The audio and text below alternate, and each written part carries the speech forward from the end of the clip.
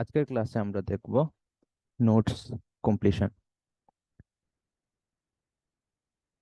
এটা আইএলটিএস এর রিডিং মডিউলের মোটামুটি কমন একটা কোয়েশ্চেন টাইপ। তো আমরা স্বাভাবিকভাবে অন্যান্য কোয়েশ্চেন টাইপে যেরকম শুরু করছিলাম, এখানেও ইনস্ট্রাকশন দিয়ে শুরু করব। দেখি ইনস্ট্রাকশনের মধ্যে কি লেখা আছে। ইনস্ট্রাকশনের প্রথমে লেখা আছে complete the notes below. Notes বলতে আসলে কি বোঝাচ্ছে? কোনো একটা লেকচার বা কোনো একটা প্যাসেজ পড়ার পর সেইখান থেকে পয়েন্ট আকারে কিছু কিছু বিষয় ছোট ছোট পয়েন্ট আকারে তুলে ধরাকেই নোটস বলা হয়।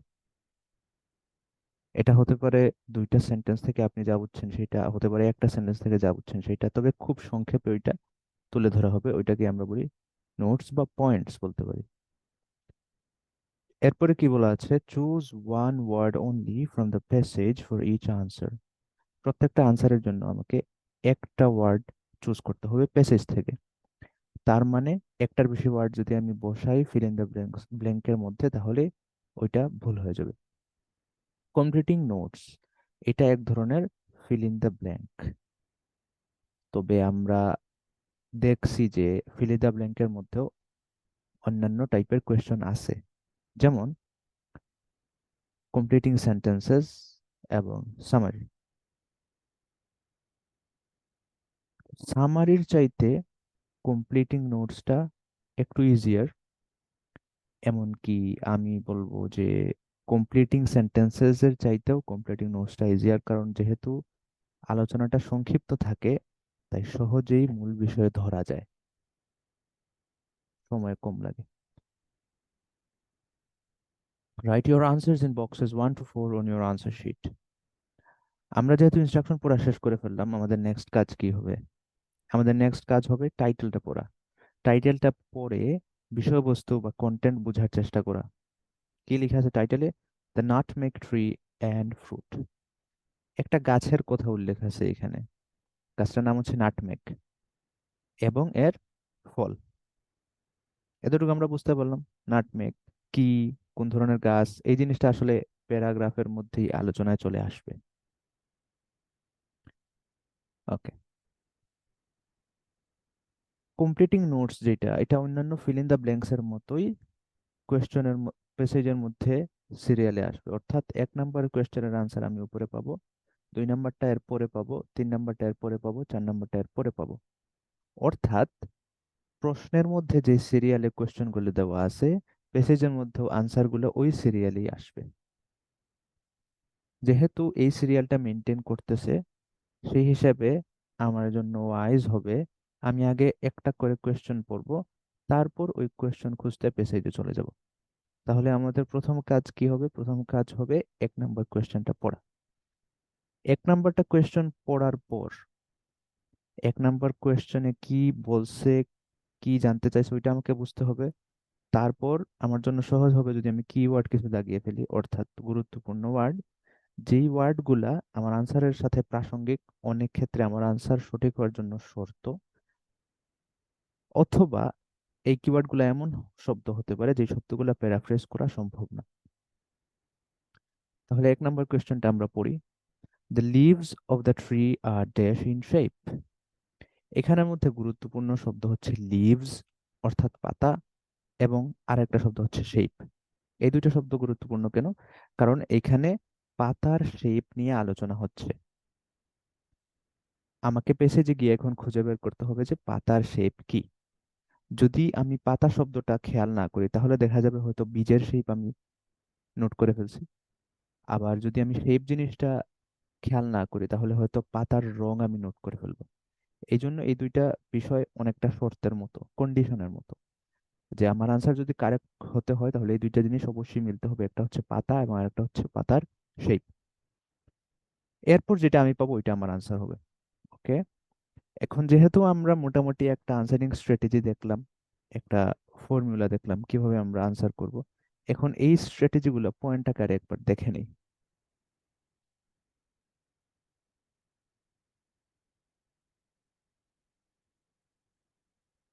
Read the instructions carefully. এটা হচ্ছে প্রথম কাজ। প্রত্যেকটা কোয়েশ্চেনের ক্ষেত্রে এটা করতে হবে। Read the title, read the questions one at a time. একটা একটা করে কোয়েশ্চেন পড়বো, এরপর এটার আনসার খুঁজবো। Find the parallel sentence from the passage. যখন একটা কোয়েশ্চেন পড়বো তখন নোটসের ক্ষেত্রে কি হয়, বেশিরভাগ সময়ই প্যারালাল সেন্টেন্স পাওয়া যায়, অর্থাৎ এমন একটা সেন্টেন্স পাওয়া যায় যে সেন্টেন্সের মধ্যেই আমার নোটের কোয়েশ্চেনের আনসার হুবহু দেওয়া আছে। অবশ্যই এটা প্যারাফ্রেজড আকারে থাকবে, এই জন্য আমরা প্যারালাল শব্দটা ব্যবহার করতেছি। Find the appropriate word from for the blank from that sentence. যে প্যারালাল সেন্টেন্সটা আপনি খুঁজে পাবেন, যে সেন্টেন্সটার মধ্যে আমার আনসার আছে, ওই সেন্টেন্স থেকে আমি উক্ত আনসারটা খুঁজে বের করব, এবং ওইটা অবশ্যই অ্যাপ্রোপ্রিয়েট হতে হবে। আবার এবং এটাকে আমি চেঞ্জ করতে পারবো না, পেজে যেরকম আছে ওই রকমই আমাকে আনসারে নোট করতে হবে। The questions will come in the passage in order. এই জিনিসটা আমরা আলোচনা করছি, এই জন্যই তো আমরা প্রথমে কোয়েশ্চেন পড়তেছি, তারপর আনসার খুঁজতেছি। আন্ডারস্ট্যান্ড দ্যাট কোয়েশ্চেন্স আর প্যারাফ্রেজড আ লট। এটা বোঝা জরুরি, অন্যান্য কোয়েশ্চেনের মতো এখানেও প্যারাফ্রেজিং অনেক বেশি হয়।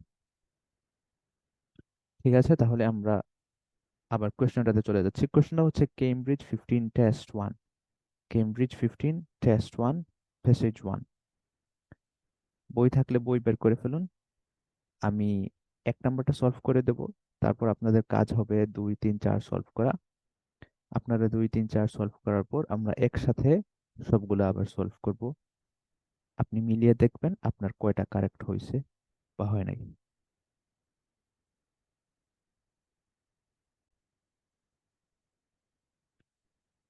যেহেতু এটা একেবারে প্রথম প্রশ্ন এই প্যাসেজের, সেই হিসাবে আমরা আশা করতেছি প্যাসেজের একেবারে শুরুর দিকেই আমরা আনসারটা পাবো। প্রথম কোয়েশ্চেনটা কি ছিল আমরা আরেকবার পড়ে ফেলি, পড়ে কিওয়ার্ডগুলো দাগিয়ে ফেলি। প্রথম কোয়েশ্চেনটা ছিল the leaves of the tree R dash in shape. পাতার শেপ নিয়ে আলোচনা হচ্ছে। ঠিক আছে, তাহলে আমরা এখন চট জলদি প্যাসেজে চলে যাই। প্যাসেজে শুরু থেকে পড়তেছি, শুরু থেকে না পড়লেও আমাদের উচিত হলো প্যাসেজের টাইটেলটা পড়ে বোঝার চেষ্টা করা যে প্যাসেজে কি নিয়ে আলোচনা হচ্ছে। প্যাসেজের টাইটেলটা কি? নাটমেগ এই ভ্যালুয়েবল স্পাইস। নাটমেগ এই valuable spice.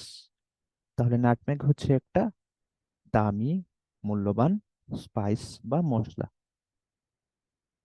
The nutmeg tree, the Myristica fragrans is a large evergreen tree native to Southeast Asia. Until the late 18th century, it only grew in one place in the world, a small group of islands in the Banda Sea, part of the Moluccas or Spice Islands in northeastern Indonesia. এতটুকু আলোচনার মধ্যে আমাদের answer আসে নাই, just introduction দিছে এই গাছ সম্পর্কে। এটার সায়েন্টিফিক নাম বলছে, এটা কোন জায়গায় আছে বলছে যে এটা ইন্দোনেশিয়ার নর্থ ইস্টার্ন কিছু দ্বীপে পাওয়া যায়। The tree is thickly branched with dense foliage of tough, dark green oval leaves. Dark green oval leaves. এইখানে আমাদের পাতার আলোচনা চলে আসছে। The tree is thickly branched. এই গাছের ডালপালাগুলো অনেক ঘন ঘন। With dense foliage of tough, dark green oval leaves, এবং ওইগুলোর মধ্যে ঘন ঘন এবং হেভি ডার্ক গ্রিন বা কড়া সবুজ কালারের ওভাল লিভস আছে। ওভাল হলো ডিম্বাকৃতি, ডিম্বাকৃতির পাতা আছে। এখান থেকে আমরা আনসারটা পেয়ে গেলাম, আমাদের পাতার শেপ কি? ওভাল। তাহলে আমরা এখন আবার কোয়েশ্চেনের মধ্যে চলে যাই। কোয়েশ্চেনের মধ্যে আসার পর আমরা 1 নম্বর কোয়েশ্চেনের আনসারে এখানে লিখে ফেলবো ওভাল। ঠিক এইভাবে আমরা বাকি প্রশ্নগুলো সলভ করে ফেলবো, 2 3 এবং 4। যেহেতু আর মাত্র 3টা প্রশ্ন বাকি আছে, আমি আপনাদেরকে 5 মিনিট সময় দিলাম। 5 মিনিটের ভেতরে আপনারা সলভ করে ফেলুন, এরপর আমরা একসাথে সলভ করব।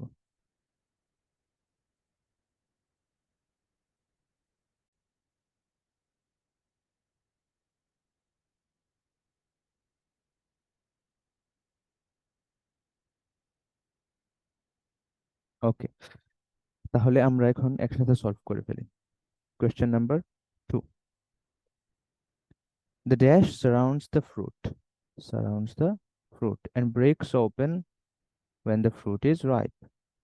কোনো একটা জিনিস সারাউন্ডস দ্য ফ্রুট, কোনো একটা জিনিস এই ফলটাকে আবৃত করে রাখে। সারাউন্ড মানে চারপাশে কোনো জিনিস থাকাকে বলা হয় সারাউন্ড। আবৃত করে রাখে এন্ড ব্রেকস ওপেন, এবং এটা ফেটে যায়, ফেটে আলাদা হয়ে যায় ওই জিনিসটা, যে জিনিসটা ফলকে আবৃত করে রাখে। when the fruit is ripe, যখন ফল পেকে যায়। ফল পেকে যাওয়ার পর যে জিনিসটা আবৃত করে রাখছিল ওই জিনিসটাও ফেটে পড়ে। তা এই জিনিস, এই তিনটা জিনিস আমাকে খুঁজে বের করতে হবে। একটা হলো ফল যখন পাকে, আরেকটা হলো এমন জিনিস ফাটে, আরেকটা হলো যে জিনিসটা ফলটাকে আবৃত করে রাখে।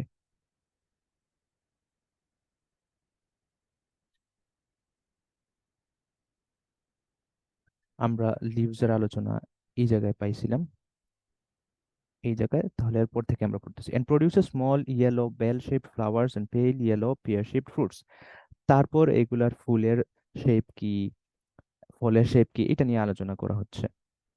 the fruit is encased in a fleshy husk।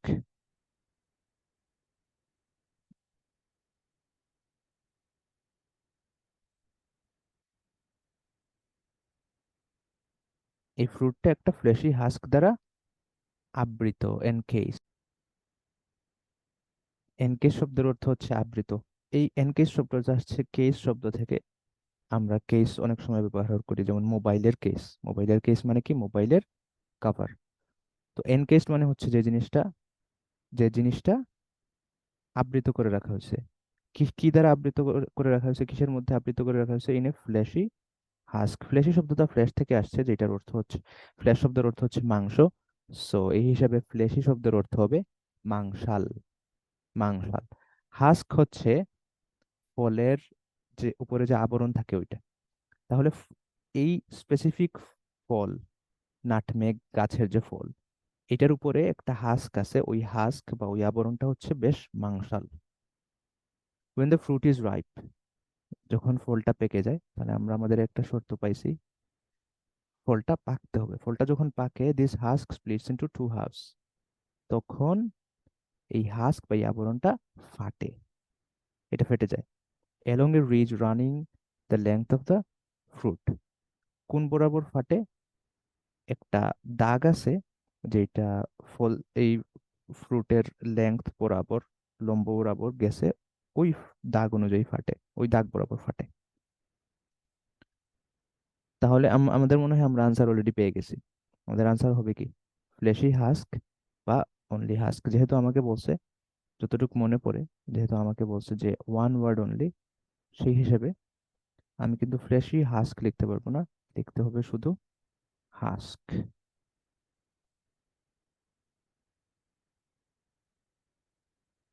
The husk surrounds the fruit and breaks open when the fruit is ripe. The breaks open, encased দিয়ে বুঝাইছে সারাউন্ডস, ব্রেকস ওপেন এটা বোঝানোর জন্য বলছে স্প্লিটস, স্প্লিট মানে ভাগ হওয়া, আর রাইপ তো সরাসরি বলে দিছে। Okay, let's go to question number 3। 3 নম্বর কোয়েশ্চেনে কি বলা হয়েছে? The dash is use to produce the spice nutmeg. কোনো একটা জিনিস ব্যবহার করে নাটমেগ মশলাটা তৈরি করা হয়। কোন জিনিস ব্যবহার করে নাটমেগ মশলাটা তৈরি করা হয়, এই জিনিসটা এখন আমাকে প্যাসেজ থেকে খুঁজে বের করতে হবে।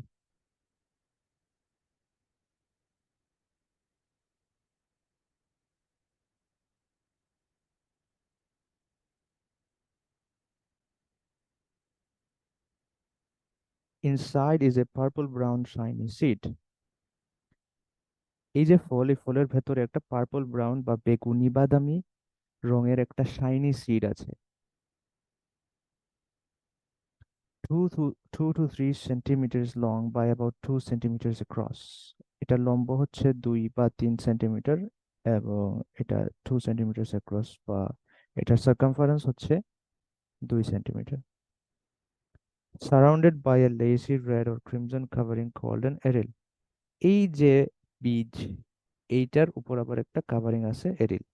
তাহলে আমরা দুইটা জিনিস পেলাম এখন পর্যন্ত, একটা হচ্ছে সিড বা বীজ, আর একটা হলো সিডের উপরের কাভারিং বা aryl. These are the sources of two spices, nutmeg and mace। এরপর বলতেছে এই দুইটা জিনিস থেকেই নাটমেগ এবং মেস নামক দুইটা মশলা তৈরি করা হয়। সিড থেকে একটা তৈরি করা হয় আর একটা তৈরি করা হয় এরিল থেকে। এখন কোনটা তৈরি করা হয় এটা কিন্তু এতটুকু থেকে আমরা বুঝতে পারবো না। এটা বোঝার জন্য আরেকটু পড়তে হবে। কেন এতটুকু থেকে বুঝতে পারবো না? অনেকের কাছে মনে হতে পারবে সিড আগে বলছে তার মানে তো সিড থেকে নাটমেগ হয়, আর মেস পরে বলছে মানে এরিল থেকে মেস হয়। এই এটা এরকম হওয়া জরুরি না। এটা এরকম হতে পারে, আবার নাও হতে পারে। এটা এরকম হবে তখনই যদি রেসপেক্টিভলি লেখা থাকে বা যথাক্রমে লেখা থাকে।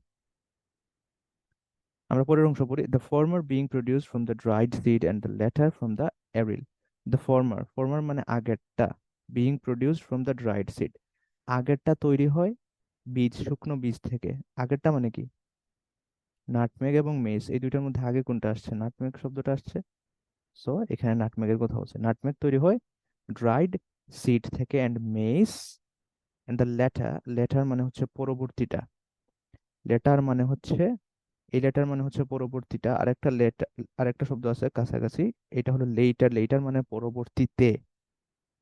আর আরেকটা শব্দ আছে লেটার, লেটার মানে হচ্ছে পত্র বা চিঠি। তিনটার মধ্যে পার্থক্য আছে।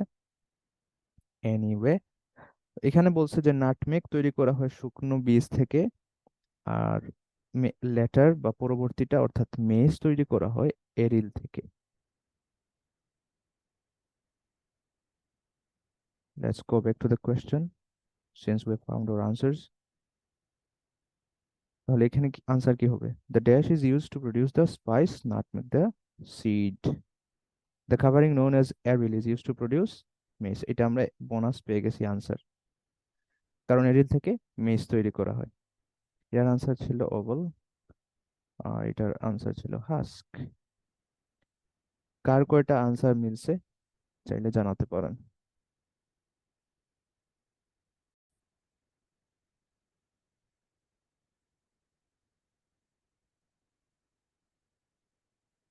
আমাদের নেক্সট কোয়েশ্চেন টাইপটা হচ্ছে টেবলস। টেবলস এটাও এক ধরনের fill in the blank type question. তবে এই কোয়েশ্চনটা আমার কাছে তুলনামূলকভাবে ইজি লাগে সলভ করার ক্ষেত্রে, কারণ টেবিলটা রো এবং কলামে সাজানো থাকে। রো কলাম কি এটা নিয়ে আমরা আগে আলোচনা করছি, লিসনিং সেকশনেও আলোচনা করছি, রিডিং এ বিস্তারিত আলোচনা করা হয় নাই। বাট যদি টেবিল সম্পর্কে আরো বিস্তারিত জানতে চান তাহলে লিসনিং এর ভিডিওগুলো দেখতে পারেন, বিশেষ করে লিসনিং এর section 2। Table question type, table কোয়েশ্চনটা আপনার কেন ইজি হয়? কারণ টেবিলটা খুব সুন্দরভাবে অর্গানাইজড থাকে, কলাম থাকে, রো থাকে, ইজিলি আইডেন্টিফাই করা যায় যে আমি আসলে কি খুঁজে বের করব এবং ওই জিনিসটার ক্যারেক্টারিস্টিক কি কি।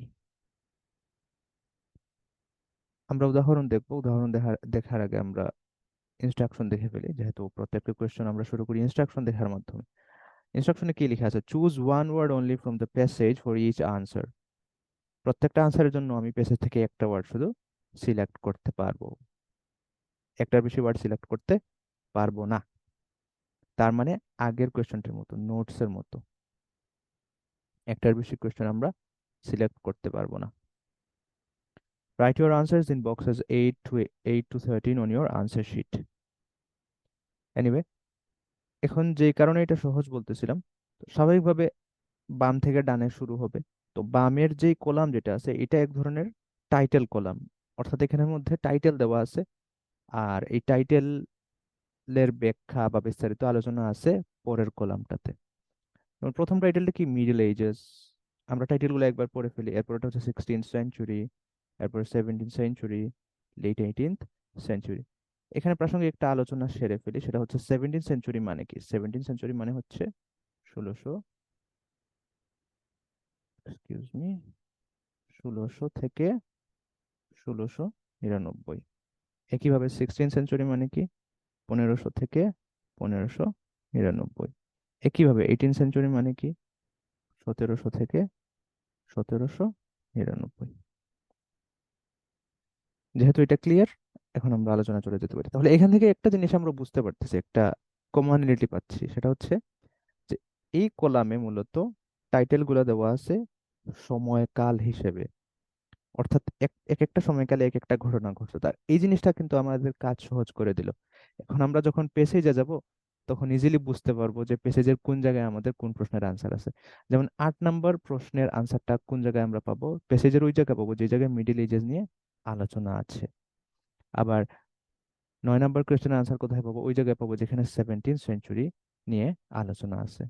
12 নম্বর কোয়েশ্চেনের আনসার কোথায় পাবো, ওই জায়গায় পাবো যেখানে 18th সেঞ্চুরি নিয়ে, লেট 18th সেঞ্চুরি নিয়ে আলোচনা আছে। এই কারণে আমি বলতেছিলাম যে টেবিল কোয়েশ্চন টাইপটা আমার কাছে তুলনামূলকভাবে সহজ মনে হয়।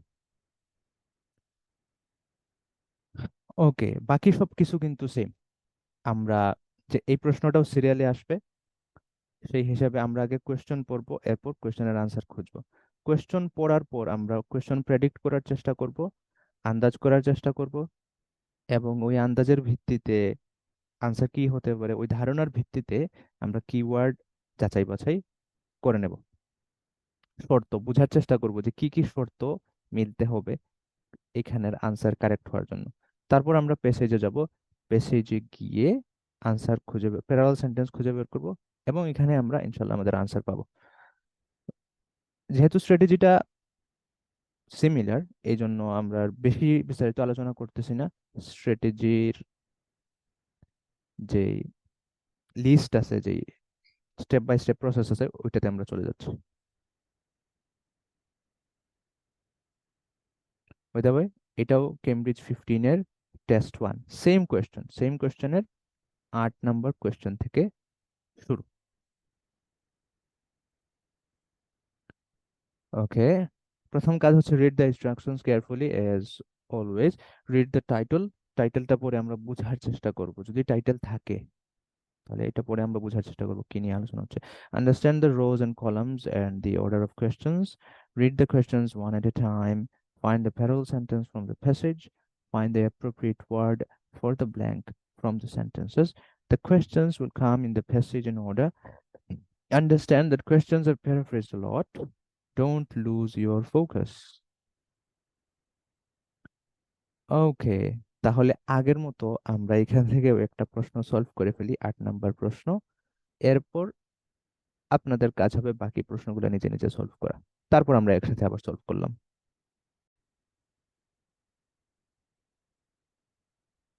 তাহলে আমরা যে স্ট্র্যাটেজিটা নিয়ে আলোচনা করছি সেই স্ট্র্যাটেজির আলোকে যদি আমরা আনসার খুঁজতে যাই, তাহলে প্রথমে আমাকে এটা নোট করতে হবে যে 8 নম্বর কোশ্চেনটা হচ্ছে মিডিল এজেস নিয়ে আলোচনা, সো মিডিল এজেসটা আমরা নোট করে ফেললাম।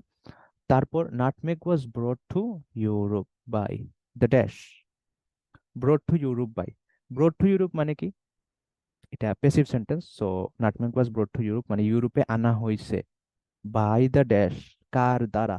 অর্থাৎ কোনো এক জাতি এই নাটমেগটাকে ইউরোপে নিয়ে আসছে মিডিল এজেসের সময়, মধ্যযুগে। কারা এটা করছে, এইটা আমাকে মূলত খুঁজে বের করতে হবে। ঠিক আছে, তাহলে আমরা পেসেজে চলে যাচ্ছি।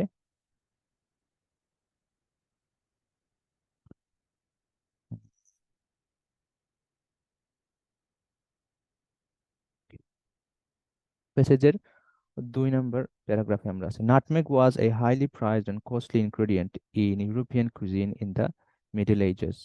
তো ইউরোপিয়ান খাবারের মধ্যে মিডিল এই জিনিসটা খুবই দামি একটা খাদ্যদ্রব্য ছিল।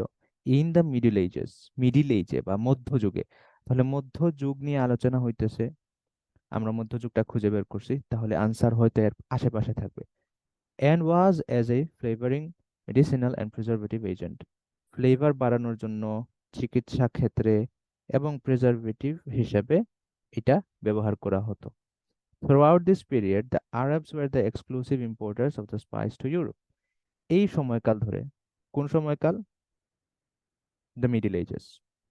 এই সময়কাল ধরে দ্য আরবস, আরবরা, were the exclusive importers of the spice to Europe. আরবরা এই স্পাইসটাকে, এই স্পাইসটা ইউরোপে আমদানি করার এক, মানে আমদানিটা একচ্ছত্রভাবে আরবরাই করছে, এক্সক্লুসিভলি। অর্থাৎ আরবরা ছাড়া আর কেউ এই কাজটা করে নাই, শুধু আরবরাই করছে। এবং কোন সময়কালে? থ্রু আউট দিস পিরিয়ড, মানে দ্য মিডল এজেস। তাহলে আমরা আমাদের আনসার আসলে পেয়ে গেছি। আনসারটা হবে দি অ্যারাবস। বাট দি শব্দটা অলরেডি দেওয়া আছে, সেই হিসাবে দি বসাতে পারবো না আমরা। দি বসালে ভুল হবে, যেহেতু অলরেডি দি দিয়ে দিছে। আমাদের আনসার হবে শুধু অ্যারাবস।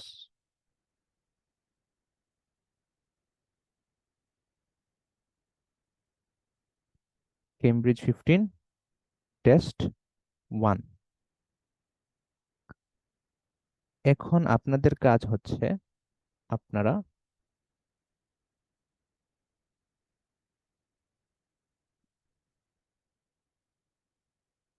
বাকি কোয়েশ্চেনগুলো সলভ করবেন। 8 নম্বরটা আমরা সলভ করছি। The nutmeg was brought to Europe by the Arabs. এখন আপনাদের কাজ হবে বাকিগুলো সলভ করা। 16th সেঞ্চুরিতে কি ঘটছে এইটা তো সলভ করার কিছু নাই, বাট স্টিল আপনারা চাইলে এটা দেখতে পারেন, কারণ আন্ডারস্ট্যান্ডিং একটু বেটার হবে। আপনারা ফলো করতে পারেন বোঝার জন্য যে ঘটনা প্রবাহটা কি। এরপর 17th সেঞ্চুরিতে আসলেন। 17th সেঞ্চুরিতে আসার পর অনেকগুলা ঘটনা ঘটছে, এখানের মধ্যে অনেকগুলা ব্ল্যাঙ্ক আছে, ওইগুলো আপনারা সলভ করবেন। তারপর 18th সেঞ্চুরি। ঠিক আছে, যেহেতু এখানে 1 2 3 4 5 5টা প্রশ্ন আছে, আমি আপনাদেরকে 8 মিনিট সময় দিলাম। যদি আপনি ভিডিও হিসেবে দেখে থাকেন তাহলে ভিডিওটা পজ করে 8 মিনিট সময় নিয়ে এটা সলভ করবেন। এরপর ভিডিওর বাকি অংশটা দেখবেন, যেখানে আমরা একসাথে জিনিসটা সলভ করব।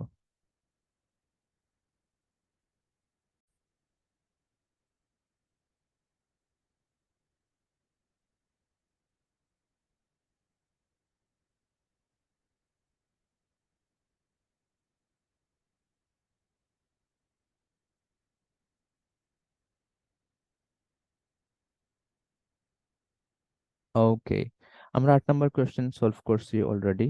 এটা হবে দি অ্যারাবস। দি অ্যারাবস মানে আরবরা। নেক্সট আমরা চলে যাচ্ছি 16th সেঞ্চুরিতে। The European nations to control of the nutmeg trade.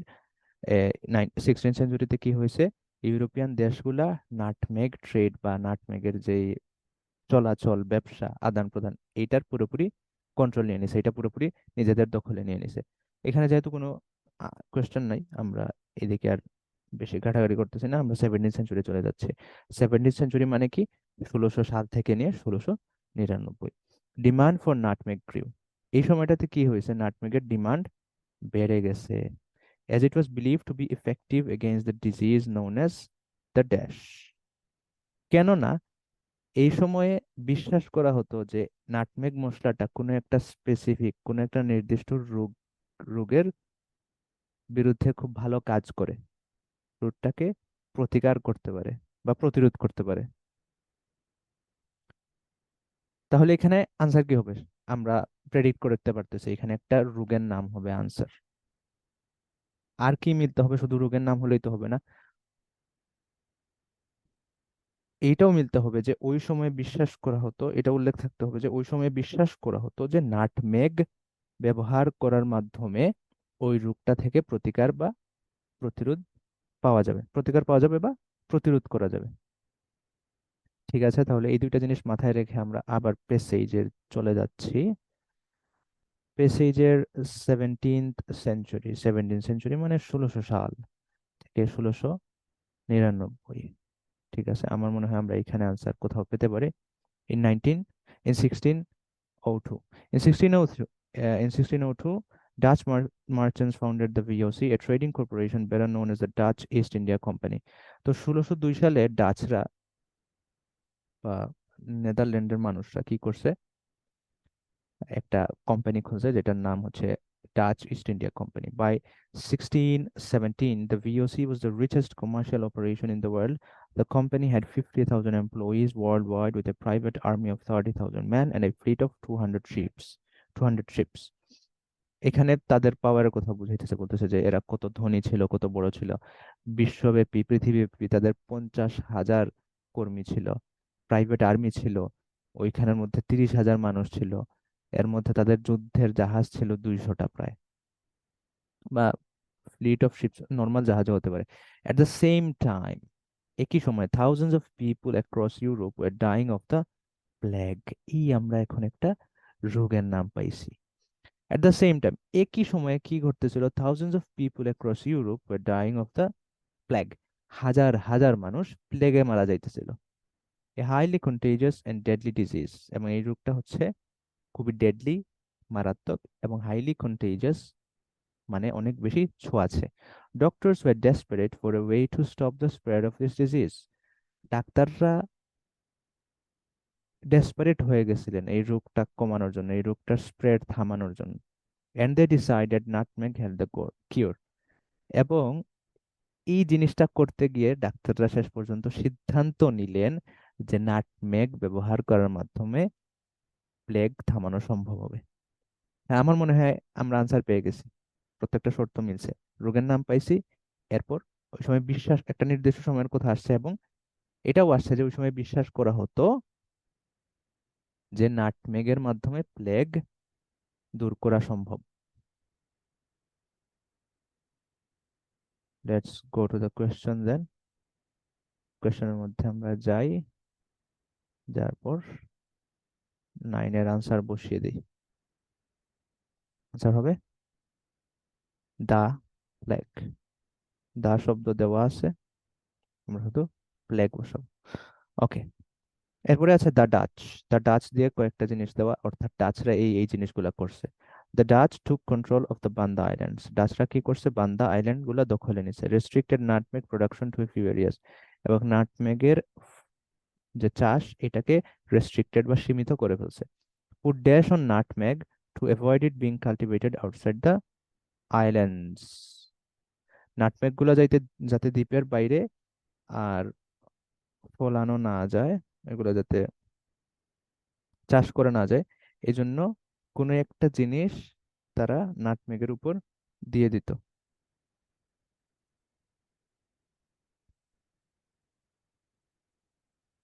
জিনিসটা কি, ওইটা আমাকে খুঁজে বের করতে হবে। এই উপরের গুলো তো আনসার নাই, উপরের গুলাতে তো কোনো কোয়েশ্চেন নেই, আমরা 10 নম্বর কোয়েশ্চেন যে সেন্টেন্স হবে ওই সেন্টেন্সটাই আমরা খুঁজবো।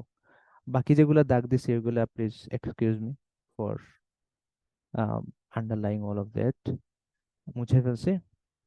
এখন আমরা দাগাই এখান থেকে কিওয়ার্ড কি হতে পারে। পুট ড্যাশ অন নাটমেগ, নাটমেগের মধ্যে, কেন, কারণ যাতে দ্বীপের বাইরে এটা চাষ করা না যায়। ওকে, তাহলে এখন আমরা এই জিনিসটা খুঁজে বের করি। আমরা নেক্সট পেজে চলে আসলাম, পেজে 2 নম্বর পেজে। The Banda Islands were ruled by local sultans who insisted on maintaining a neutral trading policy towards foreign powers. This allowed them to avoid the presence of Portuguese or Spanish troops on their soil, but it also left them unprotected from other invaders. এখানে ওদের local system কিভাবে চলতো এটা নিয়ে আলোচনা করতেছে, বলতেছে যে সুলতানরা একটা নিউট্রাল ট্রেডিং পলিসি বজায় রাখতো, যাতে করে কেউ এসে দখল টখল না করে, কোনো দাঙ্গা হাঙ্গামা না লাগে। ইন 1621, তবে এক পর্যায়ে দখল হয়ে গেছে। কিরকম, in 1621 the Dutch arrived and took over, ডাচরা এসে এই জায়গাটা দখলে নিয়ে নিছে। Once securely in control of the Bandas, এই বান্দার দ্বীপপুঞ্জ, অনেকগুলা দ্বীপ এখানে আছে, এটা যখন তারা দখলে নিয়ে নিল, the Dutch went to work protecting their new investment. They concentrated all nutmeg production into a few easily guarded areas. তারা কি করছে, নাটমেগের যত প্রোডাকশন ছিল সবগুলা সীমিত করে একটা জায়গায় করে ফেলছে, যে জায়গাটা ইজিলি তারা গার্ড করতে পারবে। uprooting and destroying any trees outside the plantation zones, এই যে চাষ করার যে নির্দিষ্ট জায়গা, এটার বাইরে আরো যত জায়গায় নাটমেগ চাষ করা হতো, ওই সব জায়গাতে তারা এই ফসলের জমি নষ্ট করে ফেলছে, গাছ উঠায় ফেলছে, এখানে চাষ করতে দেয় নাই। anyone caught anyone caught growing a nutmeg seedling or carrying seeds without the proper authority was severely punished. এমনকি কারো হাতে যদি নাটমেগের চারা থাকতো বা বীজ থাকতো, এবং এইটা তাদের হাতে থাকার পক্ষে যদি অথরিটির থেকে কোনো পারমিশন না থাকতো, তাহলে তাদেরকে এই কারণে কঠোরভাবে শাস্তি দেওয়া হতো। In addition, all exported nutmeg was covered with lime to make sure there was no chance a fertile seed which could be grown elsewhere would leave the islands. এই যে এখানের মধ্যে আমাদের আনসারটা আসছে। এখানে কি বলতেছে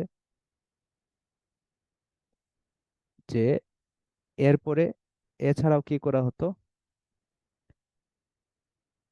এই নাটমেগ যেগুলো বাইরে নেওয়া হতো ওইগুলার উপরে কাভার্ড উইথ লাইম, ওগুলোর উপরে লাইম দেওয়া হতো। লাইমের দুইটা অর্থ আছে, একটা হচ্ছে লেবু, আবার আর একটা হচ্ছে চুন। তো এখানে স্বাভাবিকভাবে বোঝা যাচ্ছে চুন হওয়ার কথা, কারণ কাভার্ড, লেবু দিয়ে তো কাভার করা যায় না, বাট চুন দিয়ে কাভার করা যায়। লেবু মিশ্রণ করা যায়, হয়তো ঢালা যাবে লেবুর রস, বাট এটা তো কাভার করা যায় না। লাইম দিয়ে বা চুন দিয়ে কিন্তু কাভার করা যায়। তো তারা কি করতেছে, এটা এটা কেন করতেছে, কারণ কাভার করলে এটা এক্সপোর্ট করা যাবে, এটা ব্যবহার করা যাবে, বাট ওইটার যে বীজ, ওই বীজটা আর ফার্টাইল থাকবে না। অর্থাৎ ওই বীজ থেকে আর নতুন গাছ, নতুন চারা উঠবে না। এইটা মেক শিওর, এটা এনশিওর করার জন্য, যাতে এটা না হয়, এইটা এনশিওর করার জন্যই তারা কি করছে, চুন মাখিয়ে দিছে। তাহলে আমাদের আনসার কি হবে? ইজি, আমাদের আনসার হবে লাইম। লাইম। 11 নম্বর 10 নম্বর কোশ্চেনের আনসার হচ্ছে লাইম। এদিকে 9 নম্বর কোশ্চেনের আনসার ছিল দ্য প্লেগ, আর 8 নম্বর কোশ্চেনের আনসার ছিল যে Arabs. Okay, question number 11, finally obtained the island of Dash from the British. তাইলে ডাচরা আরেকটা আরেকটা জিনিস করছে, ফাইনালি শেষ পর্যন্ত তারা দখল করতে পারছে, দখলে নিতে পারছে। কি দখলে নিতে পারছে? The island of dash from the Britain, ব্রিটিশদের কাছ থেকে কোনো একটা দ্বীপ তারা আবার তাদের অধিকারে নিতে পারছে। এই দ্বীপটা কোন দ্বীপ, এইটা আমাকে খুঁজে বের করতে হবে। তাইলে শর্ত কি এখানে? একটা দ্বীপ হতে হবে, আরেকটা শর্ত কি, এটা ব্রিটিশদের কাছ থেকে অবটেইন করতে হবে। কার দ্বারা? ডাচদের দ্বারা। ওকে, আমরা এখানে দেখি, এখানের মধ্যে আলোচনা থাকার, আমরা যেখানে শেষ করছিলাম এখানে পড়ি, দেয়ার আর there was only one obstacle to Dutch domination. যে ডাচদের যে ডমিনেশন, ডাচরা যে এইভাবে দখল করে যাচ্ছে, সবকিছু দখলে নিয়ে যাচ্ছে, এইটার পথে মাত্র একটা বাধা ছিল। One of the Banda islands, a sliver of land called Run. যে বান্দা দ্বীপপুঞ্জের মধ্য থেকে একটা দ্বীপ, এই দ্বীপের নাম ছিল রান। দ্বীপের নাম হচ্ছে রান।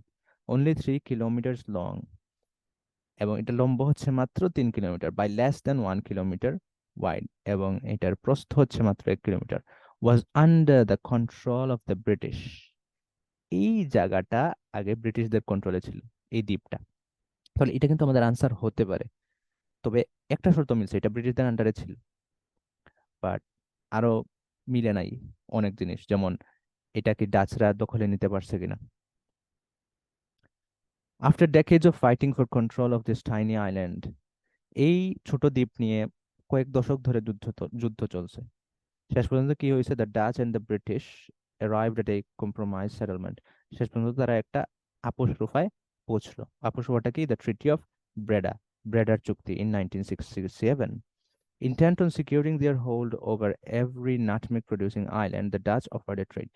The ডাচদের মূলত খেয়াল ছিল কি, যত দ্বীপে নাটমেগ তৈরি হবে সব দ্বীপগুলা যেন তাদের অধিকারে থাকে, তাদের কন্ট্রোলে থাকে। তো এই হিসাবে তারা একটা অফার দিছে ব্রিটিশদেরকে। কি অফার দিছে? If the British would give them the island of Run, they would in turn give Britain a distant and much less valuable island in North America. ডাচদেরকে যদি ব্রিটিশরা আইল্যান্ড অফ রান বা Run দ্বীপটা দিয়ে দেয়, তাহলে এর বদলা, এর বদলে ডাচরা ব্রিটিশদেরকে নর্থ আমেরিকার একটা ছোট দ্বীপ দিয়ে দেবে ইন এক্সচেঞ্জ। এবং ব্রিটিশরা এটার সাথে একমত হয়ে গেছে। The British agreed that other island was Manhattan. যাই হোক, যেই দ্বীপটা ব্রিটিশরা পাইছে, ওই দ্বীপের নাম ছিল ম্যানহাটন, যেটা এখন নিউ ইয়র্কের সব থেকে দামি জায়গা। which is how New Amsterdam became New York. The Dutch now had a monopoly over the nutmeg trade, which would last for another century. তাহলে এখানে আমরা শিওর হতে পারলাম শেষ পর্যন্ত পড়ে যে আমাদের আনসার হবে রান দ্বীপটা। কেন? কারণ শেষ পর্যন্ত ডাচ এবং ব্রিটিশরা একটা আপোষ রূপায় পৌঁছে, এবং আইল্যান্ড অফ রান এটা ডাচদের দখলে চলে যায়। Finally obtain the island of Run from the British. আর দুইটা বাকি, এবং দুইটাই লেট 18th সেঞ্চুরি মানে কি? 18th সেঞ্চুরি মানে তো 1700 থেকে 1799, তাহলে লেট 18th সেঞ্চুরি মানে কি? অর্থাৎ শেষের দিকে, 18th সেঞ্চুরি শেষের দিকে। হতে পারে 1750-এর পর, 60-এর পর, 70-এর পর, এই দিকে। তো এখানে আমাকে দিয়ে দিচ্ছে স্পেসিফিকলি 1970। তাহলে 1970-এ কোনো একটা কাহিনী ঘটছে, এটা আমাকে খুঁজে বের করতে হবে। কাহিনীটা কি? কিছু লেখা আছে, nutmeg plants were secretly taken to dash. নাটমেগের যেই ইয়েগুলা ছিল, প্ল্যান্টগুলা ছিল, ওইগুলা সিক্রেটলি টেকেন টু ড্যাশ, ওইগুলা খুব গোপনে কোনো একটা জায়গায় নেওয়া হয়েছিল। তাহলে এই যে দুইটা জিনিস আমাকে বের করতে হবে।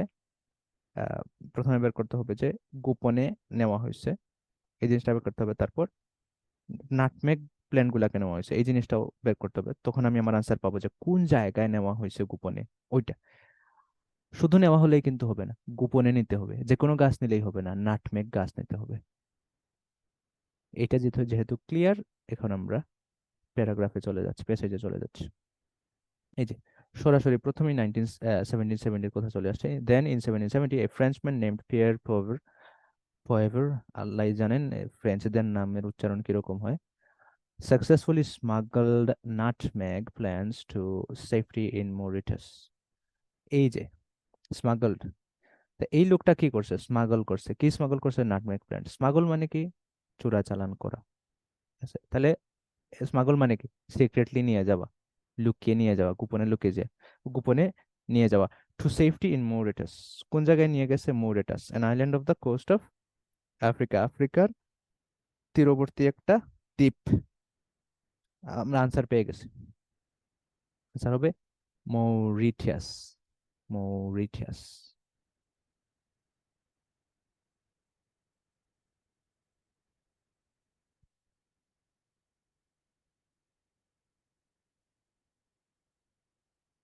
Last question. Half the Banda Islands nutmeg plantations were destroyed by a dash.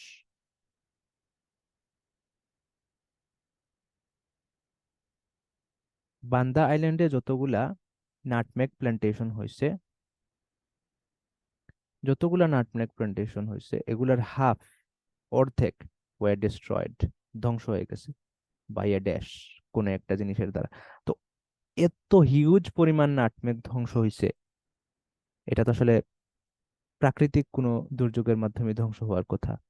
কৃত্রিম কোনো কিছুর মাধ্যমে তো ওই সময় লিস্ট এরকম হওয়ার কথা না।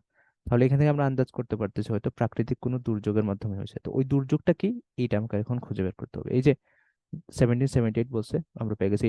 Next in 1778 A volcanic eruption, এই যে ভলকানিক ইরাপশন ঘটছে। দুইটা তো আনসার হবে না, দুইটা ওয়ার্ড আনসার হবে না, আনসার একটা ওয়ার্ড হতে হবে। ঠিক আছে, আমরা এখনই জাজ করতেছি না, আমরা আরেকটু পড়ি। এ ভলকানিক ইরাপশন ইন দ্য বান্দার রিজিয়ন কজড এ সুনামি, এই যে ভলকানিক ইরাপশন বা আগ্নেয়গিরির কারণে